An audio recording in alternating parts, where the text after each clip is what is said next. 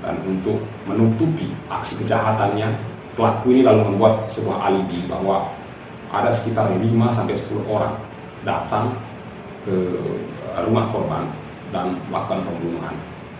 Bahkan dalam keterangannya itu, pelaku ini mengatakan bahwa dia sempat berkelahi dengan orang-orang tak dikenal itu, yang menyebabkan salah satu tangannya terkena sabetan parang. Setelah polisi mengamati kondisi yang terjadi di tempat kejadian perkara, polisi tidak menemukan kecocokan antara keterangan dari remaja JND ini dengan apa yang ditemukan di tempat kejadian perkara.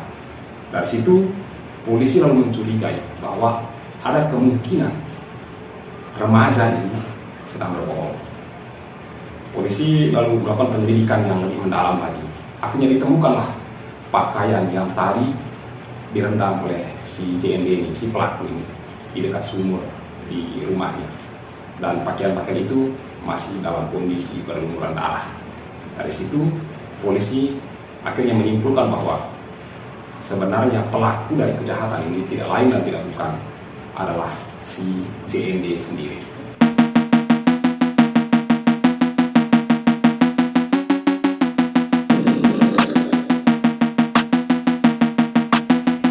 Halo sahabat YouTube, selamat datang kembali di channel ini.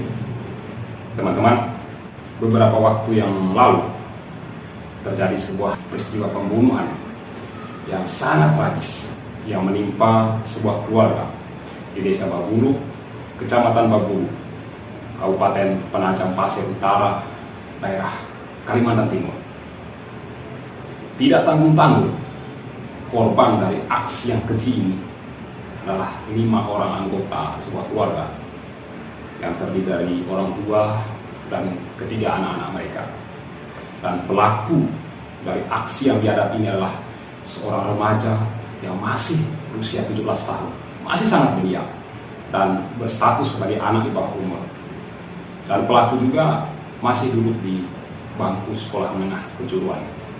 Selain itu, yang lebih menyakitkan lagi adalah ternyata antara pelaku dan korban masih tetanggaan. Bahkan jarak rumah mereka itu sekitar 20-an meter. Seperti apa cerita selengkapnya? Tonton terus video ini. Kejadian bermula ketika pada tanggal 5 Februari 2024 yang lalu, seorang remaja berinisial JND, ketika pada malam harinya dia mengajak teman-temannya mengadakan pesta miras di sebuah lokasi yang jaraknya tidak terlalu jauh dari tempat kejadian perkara. Setelah mereka selesai dengan acara pesta mirasnya, sekitar jam 12 malam, si JND ini lalu diantar oleh teman-temannya pulang ke rumah. Begitu sampai di rumah, tiba-tiba apa yang mendorong remaja ini? Muncul di dalam pikirannya untuk menghabisi para korban, yang tidak lain dan tidak bukan adalah tetangganya sendiri. Lalu sekitar pukul 1.30 dini hari atau tanggal 6 Februari, pelaku dengan sebuah parang lalu berangkat ke rumah korban. Sesampai di tempat kejadian, sesampai di lokasi, pelaku lalu memutuskan aliran listrik dalam rumah itu. Lalu remaja ini masuk ke dalam rumah melalui jendela. Dan karena sebelumnya si JND ini tahu kalau salah seorang korban di dalam rumah itu yang adalah seorang bapak, seorang kepala keluarga yang berinisial B dan berusia sekitar 35 tahun, sedang berada di luar rumah pada saat itu. Pelaku lalu menunda aksinya sampai korban ini pulang ke rumah. Lalu tidak lama kemudian korban si bapak ini pun lalu pulang. Begitu korban ini baru mau masuk ke dalam rumah, tiba-tiba dari dalam kegelapan pelaku menyerang korban dengan parang yang ada di tangannya. Tanpa sempat membela diri, korban pun jatuh tersungkur, tak berdaya. Mendengar ada kegaduhan di ruang tamu, lalu korban berikutnya yang berinisial BS dan berusia sekitar 34 tahun, yang adalah istri dari korban yang pertama, lalu keluar dari dalam kamar. Dalam kondisi kegelapan itu, korban lalu menuju ruang tamu, lalu tiba-tiba pelaku datang dan menyerang korban secara membabi buta. Korban ini pun mengalami nasib yang sama dengan suaminya. Lalu kemudian disusul oleh anak-anak mereka. Yang pertama laki-laki yang berusia sekitar 11 tahun, lalu adiknya yang bungsu berusia sekitar 3 tahun. Kedua anak ini pun mengalami nasib yang serupa dengan orang tua mereka. Lalu yang terakhir, seorang remaja putri berinisial RJS dan berusia sekitar 15 tahun pada waktu itu. Dia keluar dari kamar dan dalam kegelapan ia menuju sumber suara. Begitu pelaku melihat korban, dia langsung mendatangi korban dan menyerangnya dengan parah. Pada saat itu juga korban jatuh tak berdaya. Setelah menyelesaikan aksi biadabnya itu dan menyadari bahwa korbannya sudah tidak bernyawa, bukannya ditinggalkan, pelaku malah mendekati korban yang terakhir, yaitu remaja putri yang berinisial RJS tadi, lalu menyetubuhi mayat korban. Bukan cuma itu, bahkan ibu dari gadis itu yang juga sudah tidak bernyawa pada saat itu juga diperlakukan sama oleh pelaku. Dan setelah menyelesaikan rentetan aksi yang tidak manusiawi itu, pelaku lalu mengambil ponsel dan sejumlah uang milik korban dan meninggalkan rumah itu. Sesampai di rumahnya, untuk menghilangkan jejak, pelaku ini lalu merendam pakaian yang ia kenakan yang sudah berlumuran darah pada saat itu di dekat sumur rumah miliknya. Begitu juga parang yang ia gunakan tadi yang masih bernoda darah, dibersihkannya. Lalu dia sendiri mandi. Setelah itu pelaku ini lalu mengajak kakaknya menghadap ketua RT, dan untuk menutupi aksi kejahatannya, pelaku ini lalu membuat sebuah alibi bahwa ada sekitar 5-10 orang datang ke rumah korban dan melakukan pembunuhan. Bahkan dalam keterangannya itu, pelaku ini mengatakan bahwa dia sempat berkelahi dengan orang-orang tak dikenal itu, yang menyebabkan salah satu tangannya terkena sabetan parang, sabetan senjata tajam.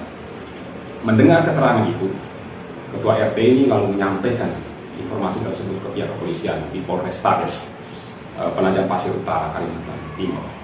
Pihak kepolisian lalu datang dan mengamankan TKP.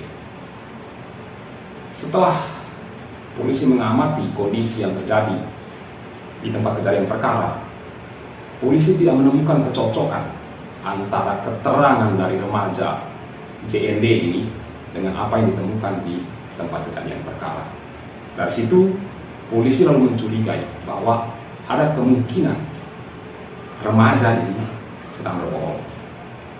Polisi lalu melakukan penyelidikan yang lebih mendalam lagi. Akhirnya ditemukanlah pakaian yang tadi direndam oleh si JND ini, si pelaku ini, di dekat sumur di rumahnya. Dan pakaian-pakaian itu masih dalam kondisi berlumuran darah.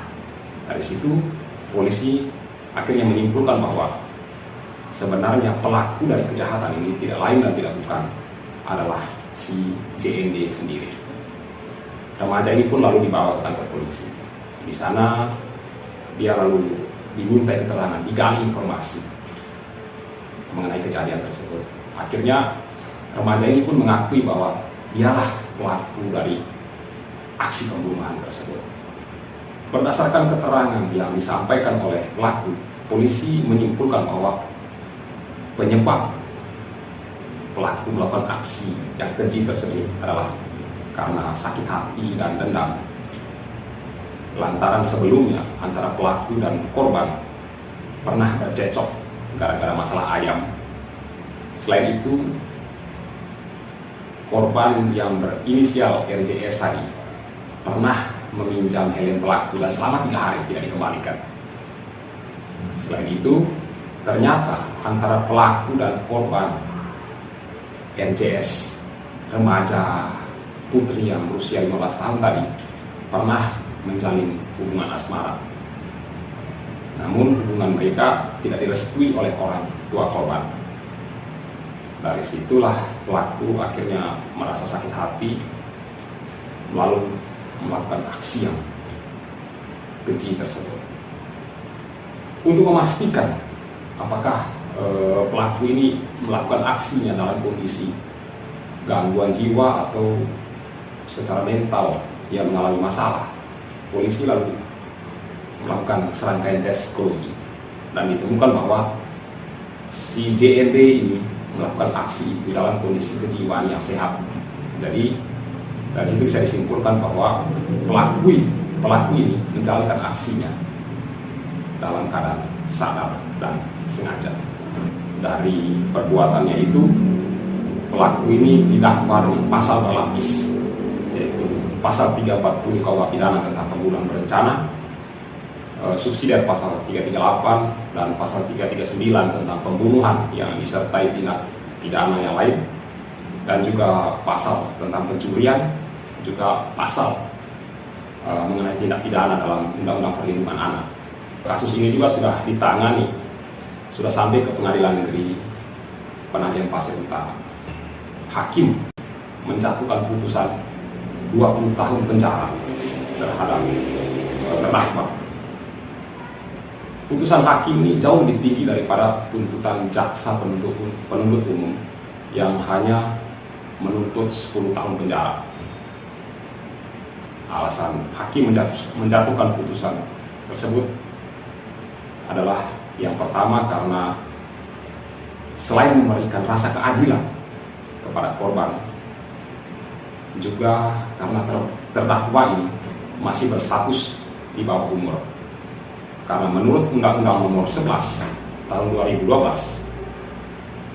anak yang berkonflik dengan hukum itu tidak bisa dijatuhi hukuman mati atau penjara seumur hidup, sehingga hakim lalu menjatuhkan putusan 20 tahun penjara terhadap terdakwa. Kita tentu merasa shock dengan kejadian ini. Bagaimana tidak, seorang remaja yang masih sangat belia mampu melakukan aksi kriminal yang kita pikir mungkin hanya bisa dilakukan oleh seorang psikopat